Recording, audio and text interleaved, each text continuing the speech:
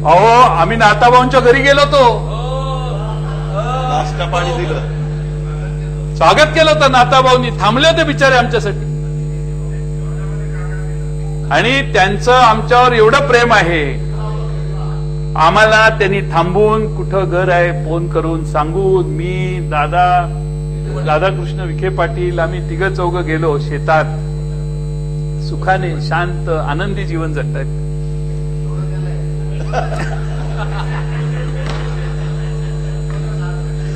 सत्तेच्या नादाला लागल्यावर माणसाचं सगळं बिघडतं.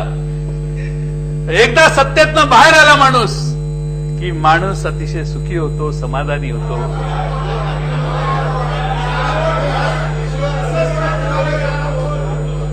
अरे जे 15 वर्ष तुमच्या वाट्याला आलं ते 2-3 वर्ष आमच्या वाट्याला आलं, तर एवढं काय वाईट वाटून घेताय?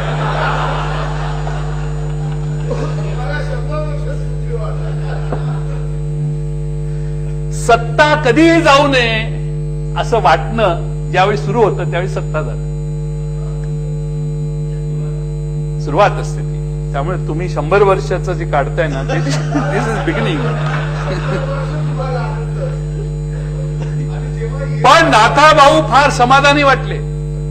अजितदादांनी त्यांना बँकेबद्दल प्रश्न विचारले, जिल्ह्याच्या बद्दल प्रश्न विचारले, राधाकृष्णांनी प्रश्न विचारले, अतिशय दिलखुलास चर्चा आमची झाली.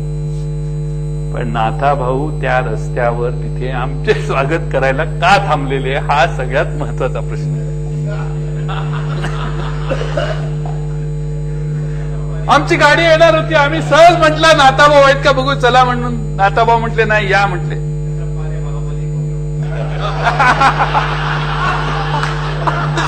कटप्पा ने बाहुबली को क्यों मारा,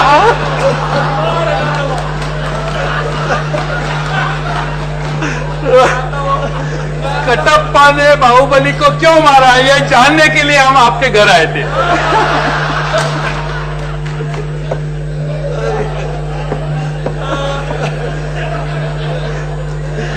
महाराष्ट्राला या प्रश्नाचं उत्तर मिळालं पाहिजे.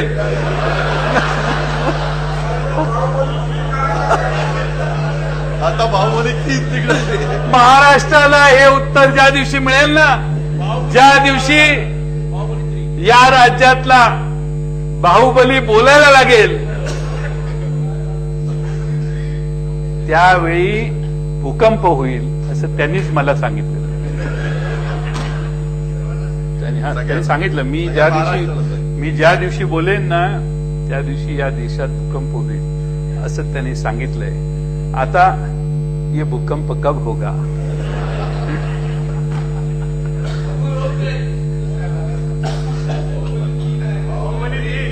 पण आम्ही त्या मार्गाने जात असताना नाथाभाऊंनी आमचं स्वागत केलं. चंद्रपूरला गेलो होतो आपण, नाही का केलं का? तिथल्या मंत्र्यांनी स्वागत आपलं